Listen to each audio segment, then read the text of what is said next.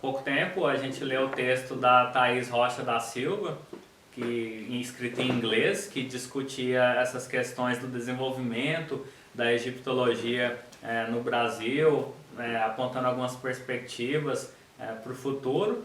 E agora eu estou aqui com a própria Thaís, né, para poder a gente conversar um pouco sobre Egito. Então essa gravação feita aqui na Universidade de Oxford, especialmente para a turma de História Antiga 1 da FURB, a Universidade de Blumenau. Então, boa noite, Thaís. A primeira coisa, Thaís, eu gostaria que você falasse para os alunos onde a gente está, que lugar é esse? Tá bom. Boa noite para vocês todos. Estou feliz de fazer essa conversa com o Dominique. A gente está hoje nessa sala em especial, a biblioteca do St. Bennett's Hall, e esse lugar é o segundo prédio que o college, que eu faço parte aqui em Oxford, adquiriu. A gente está na rua, uma das regiões mais caras da cidade, e isso é importante dizer porque tem a ver com quem era o dono dessa casa que o college hoje comprou. A gente está em 11 Norren Gardens, que é como a gente se refere a esse espaço o tempo todo. Pertinho do University Parks, e essa casa foi do professor Francis Griffith, que foi o primeiro professor de egiptologia em Oxford. Ele fundou o departamento de egiptologia com uma perspectiva muito baseada no estudo da língua egípcia no século XIX, quando Oxford então começou essa empreitada junto com o Museu Britânico e outras universidades no Reino Unido no estudo da civilização egípcia. Thaís, o que exatamente é o St. Bennett's Hall e o que é um college? Essa é a pergunta que muita gente faz aqui para quem estuda em Oxford e Cambridge. Eu acho que é uma das perguntas mais difíceis de responder. Então eu vou fazer uma analogia que acho que todo mundo conhece, que é o filme do Harry Potter.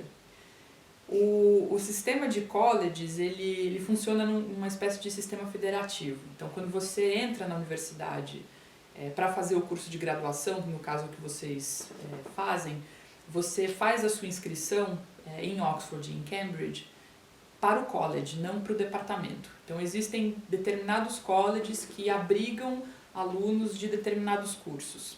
Então colleges menores têm mais possibilidade e espaço para ter mais alunos, podem ser de áreas diferentes ou não, e colleges menores que tendem a agrupar um grupo, tendem a ter um grupo menor de áreas. Então o St. Bennett's Hall, ele não é propriamente um college, ele é um hall, que é um estatuto ainda menor, porque ele é muito pequenininho, dentro desse universo de colleges que a gente tem aqui. Então o St. Bennett's, ele tem principalmente teologia, ele é um college de origem beneditina, que, enfim, a comunidade beneditina faz parte dos princípios da fundação da universidade, né, no início lá do século XIII. E inicialmente os halls eles funcionavam como uma espécie de albergue, então era um lugar onde os alunos vinham para dormir e ficavam durante pouco tempo para fazer parte das palestras, né, dos seminários.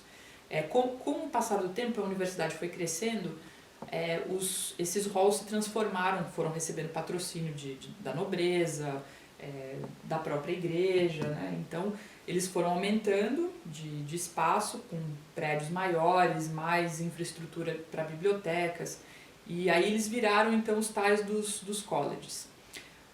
A função principal do college não é dormitório, como muita gente pensa. Ela serve também o prédio serve também como dormitório.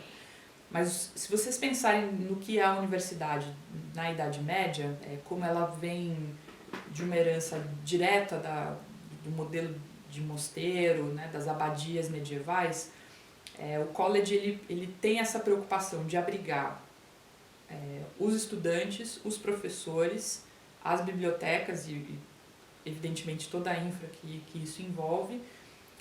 Então as aulas também são feitas dentro do college.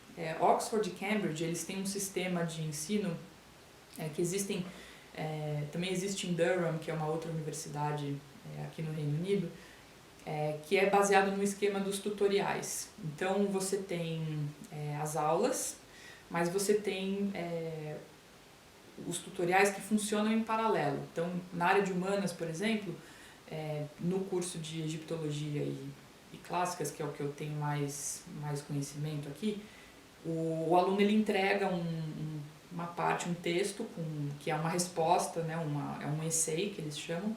O professor passa essa questão com uma reading list, então o sujeito é obrigado a ler aquilo em 10 dias, não sei, uma semana, ele responde, né, a questão, e aí a partir disso o professor tem o contato com o aluno, a partir do que ele produziu de material escrito individualmente.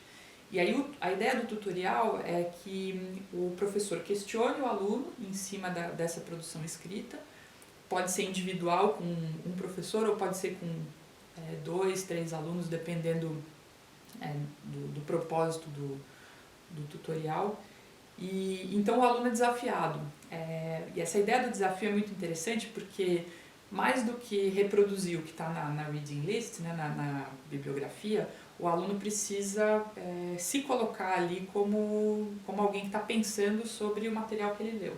Então eles são incentivados aqui desde o início da graduação a dar voz, né, própria para esses textos. Entendi.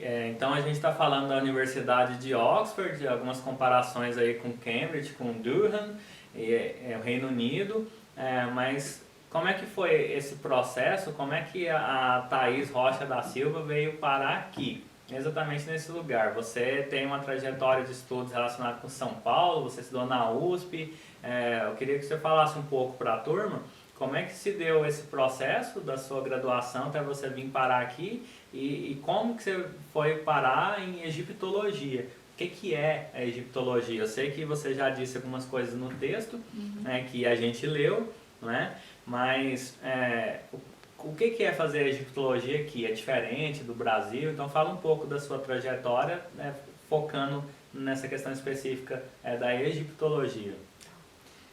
Pergunta difícil essa, né? Porque a gente acaba trazendo coisas pessoais, assim, mas vamos lá. Eu fiz História na minha graduação na Universidade de São Paulo e eu tinha desde o início o foco em História Antiga. A gente sabe que os estudos de História Antiga no Brasil vêm se desenvolvendo nos últimos 20 anos, bastante, que bom pra gente. No período que eu iniciei a graduação, as únicas disciplinas que eu tinha disponíveis eram de História Antiga, eram Grécia e Roma. A gente não tinha nenhum orientalista. Na época, o professor Brancalhão estava ligado ao Museu de Arqueologia da USP com algumas aulas, então ele vinha, fazia palestras, e eu comecei a ter o contato com ele, então ele foi o meu orientador durante o mestrado. Entre terminar a graduação e fazer o mestrado, eu saí um pouco do contato direto com a academia. Tem um gap aí mais ou menos de 10 anos oficialmente, o que foi muito bom para mim. Eu terminei a graduação muito nova e queria fazer, né, Egito, enfim, cheguei a estudar coisas no Museu de Arqueologia da USP. A minha iniciação científica foi com a professora Elaine Hirata, que trabalha com arqueologia do Mediterrâneo.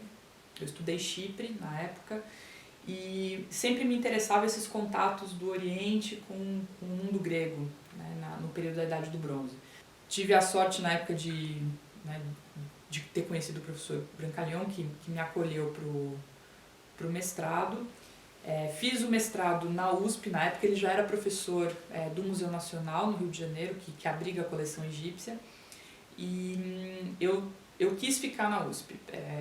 A minha escolha era principalmente porque eu tinha um foco no mestrado muito engajado com teoria e eu estava interessada nos estudos de gênero desde o início e achei que podia ser interessante fazer isso a partir da papirologia e de como que os egiptólogos trabalhavam os textos, se apropriavam desses papiros pensando na questão de gênero ou não pensando, que era, acho que um pouco o ponto da pesquisa. Eu, pouco antes do mestrado, fui para Chicago, eu fiquei um mês em Chicago, no Oriental Institute, para conseguir material, né? Chicago tem uma tradição importante tanto para papirologia em estudos demóticos como nos estudos de gênero, então era o lugar ideal. Eu queria trabalhar no mestrado com o período helenístico, então esse contato de novo, né, do mundo grego com o Egito, e foi essa a escolha. Então eu fui fazer o mestrado na USP por conta desses interesses, né, de juntar a teoria de gênero com teoria da história, com o Egito. E na época não tinha muito essa preocupação ainda com a cultura material, que é o que eu faço hoje. Fui para Chicago para fazer a preparação do projeto. Fiquei um mês lá no Oriental Institute. A escolha de Chicago foi proposital porque Chicago é um lugar com uma tradição muito forte em estudos de gênero, a famosa escola de Chicago, né, que discute raça, gênero, classe. Então eles têm essa preocupação teórica. E Chicago é um lugar muito forte para os estudos demóticos, então eles têm uma equipe de papirologia lá excelente, gente que produziu inclusive o dicionário de demótico que está disponível no site da universidade e que, portanto, oferecia aí gente para abrir essas portas. Quando eu voltei para o Brasil, comecei o mestrado na USP, eu fiz o mestrado em 3 anos, então usei bem o tempo aí. Durante esse gap, né, esse período entre a graduação e o mestrado, eu fiz algumas matérias na antropologia como ouvinte, então passei bastante ali pelas ciências sociais, o que eu recomendo. Eu acho que faz muito bem para quem vem da história ter uma outra perspectiva para somar, né, ao tipo de pergunta que a gente faz e como que a gente entende a sociedade humana. E nesse período do mestrado eu acho que, não sei se foi sorte ou, né, às vezes a vida dá um chute na gente. O meu marido começou a fazer o mestrado na UCL em Londres, que é a University College London, em mídias sociais, não tem absolutamente nada a ver comigo. Então eu vim para Londres com ele, a gente ficou 1 ano morando em Londres. E Londres é um lugar muito especial para a egiptologia, porque você tem ali você está exposto a instituições que, né, de certa forma, comandaram aí o desenvolvimento da egiptologia no século XIX. Então, você tem o Museu Britânico, você tem o Petrie Museum, que é um museu menor ligado à universidade, você tem a Egyptian Exploration Society e todas aquelas bibliotecas. Então, foi um privilégio ter podido ir para lá.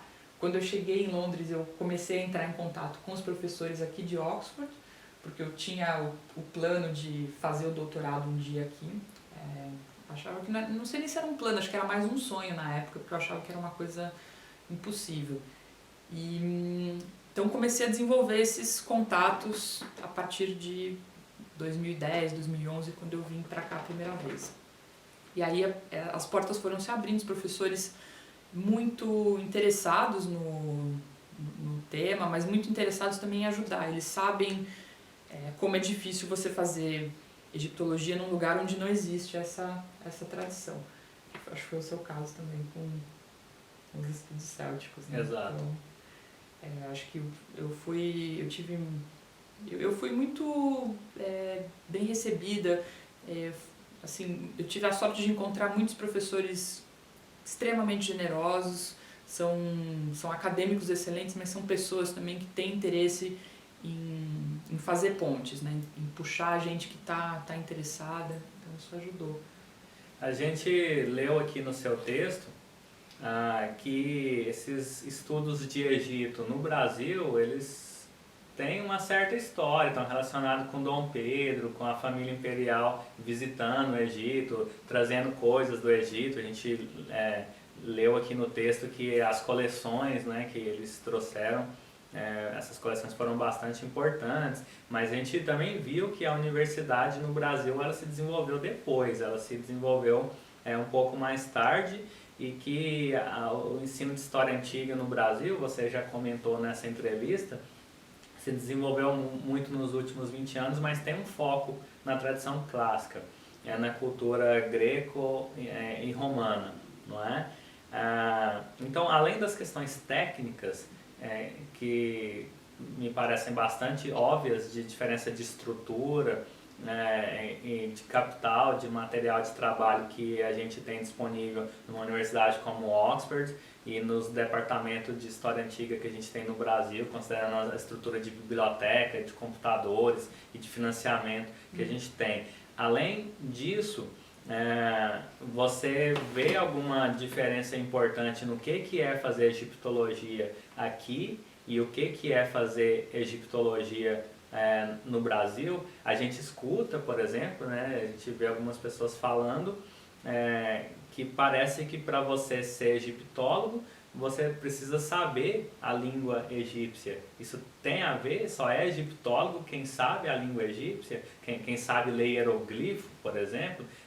O que é isso? Como é que andam as coisas relacionadas com a egiptologia, o estudo do Egito Antigo?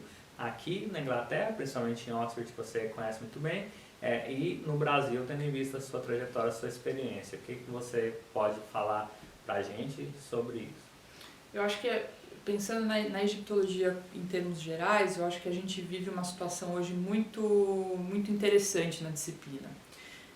Com essa proliferação de centros de pesquisa e uma demanda por projetos mais interdisciplinares, os pesquisadores têm uma demanda maior de interação com outras áreas. Então esse é o primeiro ponto que é muito importante. Historicamente, a egiptologia ela começa de um jeito que não é baseado na tradução dos textos. A egiptologia começa como uma pilhagem colonial do Egito pelos franceses e pelos ingleses na sequência e que permanece depois por muitos anos, né? A Alemanha entra na história, a Itália. Então todo esse projeto imperialista europeu do século XIX procura no Egito uma referência um pouco para legitimar essa construção, né, dos impérios, que acontece com a Grécia também, com Roma.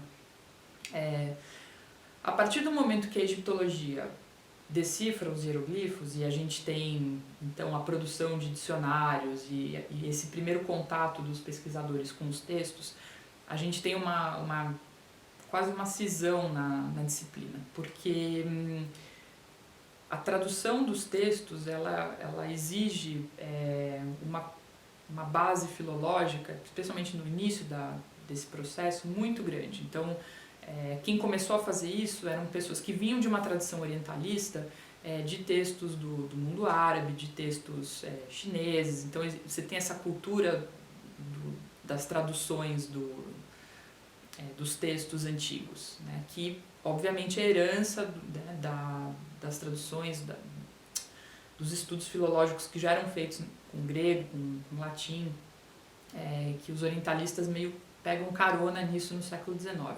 É uma coisa que o Said, no livro do Orientalismo, explora muito, quando ele fala sobre a chamada autoridade do texto. Então, o texto ele passa a ter um estatuto de verdade, né, que nesse sentido eu acho que conversa com outras disciplinas como a história no século XIX, né, que o texto tem o poder de trazer a verdade, né, e tudo isso.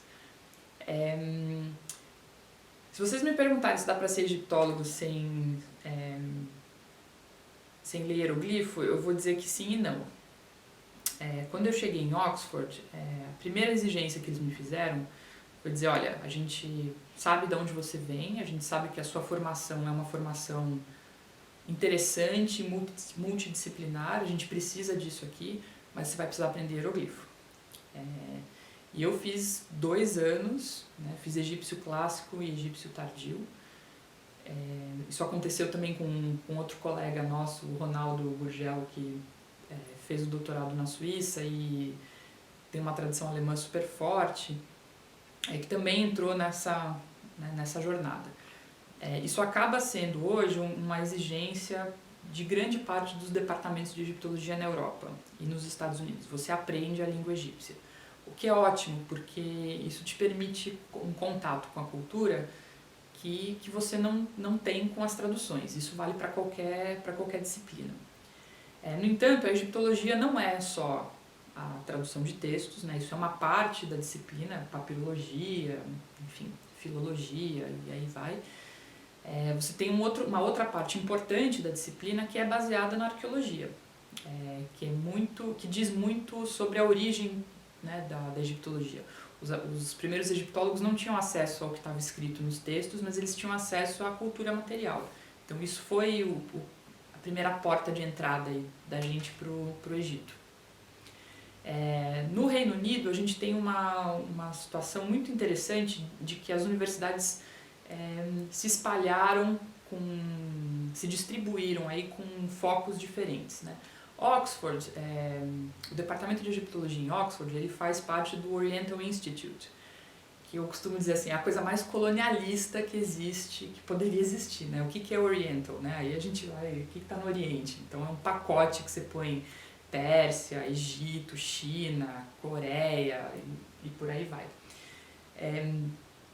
Então, obviamente, o foco aqui na universidade é um foco muito mais, historicamente, muito mais voltado para a língua. Você vai para uma outra universidade, como Cambridge, por exemplo, o departamento de egiptologia, ele está ele faz parte de arqueologia e antropologia. Então, ele tem um outro foco. Não é necessariamente uma exigência que você aprenda hieroglifos lá. Outras universidades no Reino Unido acomodam, né? Então você tem um pouco dessas formações em níveis diferentes, que é o que eu acho que é o ideal.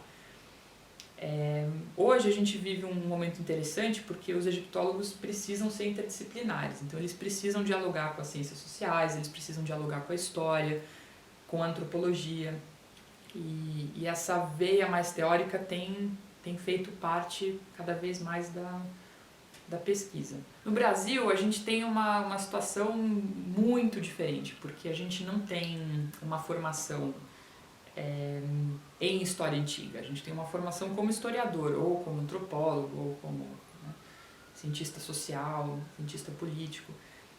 E a formação de quem estuda, por exemplo, estudos clássicos, que vai para o departamento de letras. Acho que é assim a maior... Departamento de letras clássicas. Isso, acho que é assim todas, né? Acho que sim. E em que as pessoas têm, obviamente, aula de história e tudo mais. Por exemplo, no departamento de árabe da USP, onde eu fiz o mestrado, Egito entrou como Egito pré-islâmico.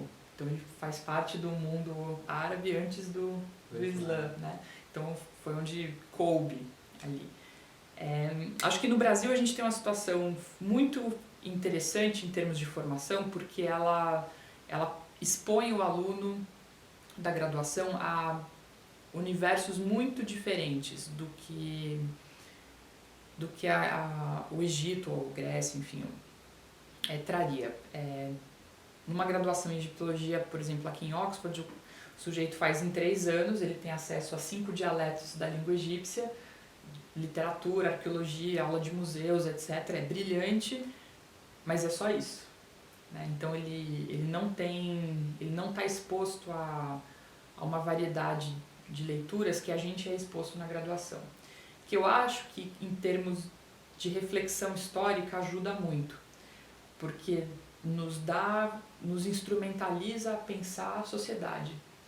Por outro lado, a gente falha em entrar o contato direto com as fontes, e isso tem um problema porque a gente não tem acesso direto a todas as fontes. Então é complicado, né? Não é todo mundo que tem uma coleção egípcia perto de casa. O Museu Nacional no Rio de Janeiro facilita isso, o Museu de Arqueologia da USP também, mas são lugares que são distantes no Brasil. Quer dizer, quem está nos extremos do país precisa viajar muito para ter acesso. Então eu acho que em termos de formação, a gente não tem uma situação que instrumentalize a gente como egiptólogo, como os classicistas têm, e que faz falta depois. Mesmo quem vai, por exemplo, para a arqueologia, a gente precisa ser muito autodidata, né, gastar muito dinheiro com livro, investir em viagem. Nunca tive família rica, então eu precisei dar muita aula de história para poder fazer essas coisas, né? Curso de língua, né? Inglês, francês, enfim, faz parte. Você não consegue ser um pesquisador do mundo antigo, especialmente em egiptologia, se você não conhece língua estrangeira. É impossível. Ninguém publica em português, a gente está tentando mudar, mas enfim, não tem nenhum impacto internacional essas publicações. E a gente precisa publicar para dialogar com os colegas que fazem pesquisa de ponta, que estão escavando, que estão traduzindo, enfim, a gente tem que ter esse diálogo com as universidades aqui fora. Então, o que coloca o pesquisador brasileiro numa situação de muita pressão. Então, eu diria assim que a formação da gente como egiptólogo, ela é muito mais lenta. Eu não sei se eu vou me sentir egiptóloga quando eu terminar o doutorado, porque, enfim, a gente tem muito capim para comer aí no processo. E quando você começa a estudar isso, você precisa estar ciente desses percalços. Principalmente aproveitar a sua formação de historiador e flertar com a arqueologia, flertar com o mundo clássico, porque isso te dá instrumentos para você pensar essa alteridade, né? Pensar esse mundo antigo. Não sei se... Não, sim. O que você está fazendo agora, né? Porque desse texto aqui, que foi uma reflexão mais geral, você está aqui na Universidade de Oxford, você foi ao Egito, né? Esteve no Egito recentemente, no campo, né? Escavando. Então, o que é o seu trabalho agora? O que você está fazendo no doutorado aqui? Tá. Primeiro eu estou tentando sobreviver no doutorado. A minha pesquisa de doutorado, ela de certa forma é a continuação do que eu fiz no mestrado, pensando em termos de pergunta de pesquisa. No mestrado eu investiguei como que os egiptólogos se aproveitaram, né, se apropriaram, melhor dizendo, dos estudos de gênero para pensar a papirologia, né, especialmente as cartas das mulheres. Então existia uma ideia de que as mulheres estavam sempre associadas ao espaço da casa e ao mundo privado, né, a ideia de privacidade, exclusão do mundo público, e que não me convencia essa ideia. Então, no final do mestrado, eu cheguei com a seguinte pergunta: o que é uma casa egípcia? Onde que essas mulheres ficam, se elas ficam dentro de casa? E aí você começa a perceber que não existe um estudo sistemático para responder essas questões. Você tem um estudo com foco grande em arquitetura, então definição de espaço, tipo de coluna, como é que... né, materiais de construção, todas essas coisas técnicas, isso aparece, né? Os egiptólogos do início do século XX se preocuparam em sistematizar essas práticas aí. Mas você não tem nenhuma questão como é que essas pessoas viviam e socializavam dentro do espaço da casa. O que é socialmente uma casa no Egito? Então a minha pesquisa de doutorado ela tá pensando isso, como que o espaço da casa ele pode ser pensado a partir ou não de uma ideia de privacidade, o que é uma casa egípcia, como é que as relações de gênero aparecem nesse espaço, dá para dizer que existe espaço feminino, espaço masculino? Eu já vou dizer que não dá. E como que essas relações elas aparecem a partir da cultura material, porque... interessante porque no mestrado eu estava muito focado nos textos, né? E você não pode pensar esses textos sem os objetos, sem a percepção de espaço, sem a materialidade do espaço propriamente, que é o que você encontra no material arqueológico. E aí eu fui muito por conta desse diálogo que eu tinha na pesquisa do mestrado com a antropologia. Eu fui muito atrás de como a antropologia pensa e desenvolve aí, junto com a arqueologia, a discussão sobre cultura material, sobre percepção de espaço. Então tá nesse pé aí. Thaís, tem alguma pergunta que geralmente as pessoas te fazem, ou que você gosta que te façam essa pergunta e que eu não fiz? Não. Na verdade, tem uma pergunta que todo mundo me faz, que eu falei no texto, porque eu falei, eu preciso eu preciso dizer para o mundo como eu me sinto em relação a isso. Por que uma brasileira se interessa por egiptologia? E eu ficava muito incomodada com isso. Certo, então por que que uma brasileira se interessa por egiptologia? Eu tentei responder no texto. Aí eu faço uma outra pergunta. Por que não uma brasileira se interessar por egiptologia? Né? E eu acho que nesse sentido, quando você legitima ou não alguém a fazer perguntas, né, tem um processo histórico aí por trás. Então, por que não um brasileiro ser pesquisador de Egito Antigo? Né? E a gente tem hoje, felizmente, um crescimento aí maior de gente interessada em Egito, tem bons pesquisadores se formando, bastante gente indo para fora, trabalhando fora em projetos relevantes, né, na Europa, no Egito, nos Estados Unidos, e acho que esse é um caminho necessário, quer dizer, por que não o Brasil também se apropriar, como se apropriou dos estudos clássicos, né, que eu acho que vocês estão 20 anos na nossa frente aí, em relação à produção historiográfica, pesquisa internacional, a gente está engatinhando aí. Mas para a gente encerrar, como é que esses alunos que estão nos ouvindo, né, pessoal da FURB, da Universidade de Blumenau, como é que alguém lá de Blumenau pode, por exemplo, estudar Egito? Né? Que passo que a pessoa interessada em virar egiptólogo, né, em estudar o Egito Antigo, o que essa pessoa precisa fazer? Né? E se você puder falar só um pouquinho nisso também, se você acha que tem alguma coisa a ver, em Blumenau a gente tem uma tradição germânica, né, também na cidade. Você acha que é preciso saber alemão, ou saber alemão ajuda a estudar Egito? Muito. Tem uma tradição de estudos egiptólogos na Alemanha, né? Então fala ali pro pessoal da turma de História Antiga 1 da FURB, se alguém quiser ser egiptólogo, o que a pessoa precisa fazer, e se ter vínculo com a cultura alemã ajuda em alguma coisa. Ajuda. Se você já fala alemão, eu vou começar dizendo que eu morro de inveja, porque eu estou estudando alemão, que essa faltou na lista da lição de casa. Ajuda muito, se vocês estão interessados em perseguir uma carreira como egiptólogos, primeiro, aprendam língua estrangeira, porque esse é a primeira porta de entrada. Então, eu diria que inglês e francês é o básico. Se você fala alemão, lê alemão, vai nadar de braçada. As universidades alemãs têm centros importantes de pesquisa, tanto em papirologia, né, uma tradição filológica bem consolidada, de produção de dicionários, gramáticas, enfim, gente muito boa trabalhando com texto. São, eu diria assim, entre os melhores do mundo, top 5, com certeza. Outra coisa que os alemães fazem muito bem são projetos de escavação.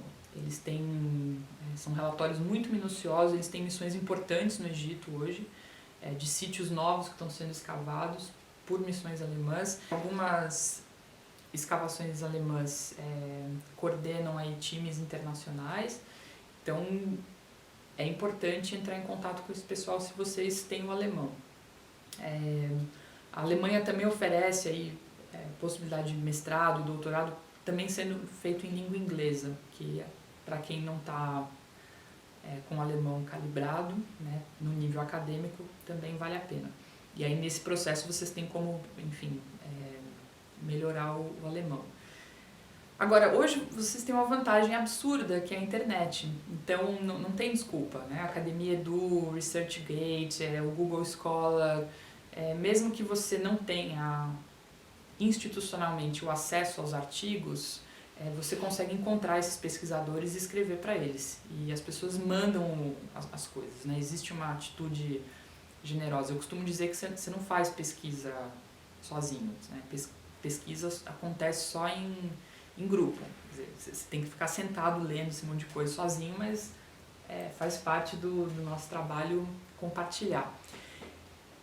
Então escrevam para essas pessoas, comecem a ir atrás do que vocês têm interesse, né? Procurem ter uma noção geral sobre a história do Egito.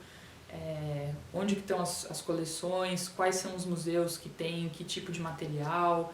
É importante a gente situar na cabeça não só o mapa do Egito, né, alto, baixo, onde que estão os sítios arqueológicos, essas coisas que são básicas, mas a gente também tem uma noção de como a disciplina está distribuída, né? Então, o que os americanos fazem, como fazem, o que os franceses fazem, né, alemães, ingleses, enfim. Acho que isso ajuda a gente a saber para onde que a gente está pisando.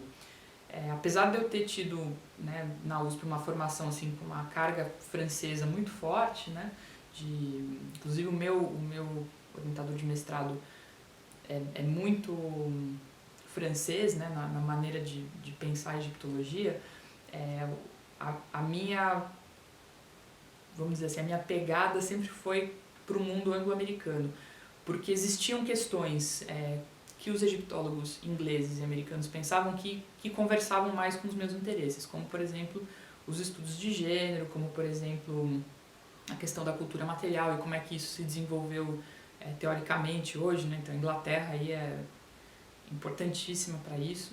Então, vocês precisam começar a descobrir quem faz o que e onde está. E aí, correr atrás. E ter muita paciência, muita persistência, dar vontade de desistir.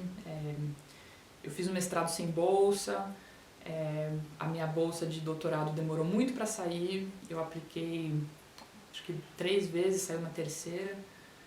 E aí a gente precisa ter assim, muita persistência e sangue nos olhos, porque vai muita gente dizer que não vai dar certo. E a gente precisa dizer pra gente mesmo que vai, né? Alguém precisa acreditar. Alguém precisa acreditar, né? Exatamente. Tá bom, Thaís. Então, muito obrigado. Dá um abraço aqui. Igual diz o Antônio Bujan, a única coisa falsa que tem nesse programa é o abraço. Não, gente. Eu aprendo muito com você sobre o Egito e tenho certeza que a turma de História Antiga 1 da FURB, a Universidade de Blumenau, também. Né? Então, foi um prazer aqui estar com você, né, Thaís Rocha da Silva, né, diretamente aqui para nossa aula de História Antiga 1. Então, Obrigada. Boa noite, pessoal. Boa noite, boa sorte para todo mundo.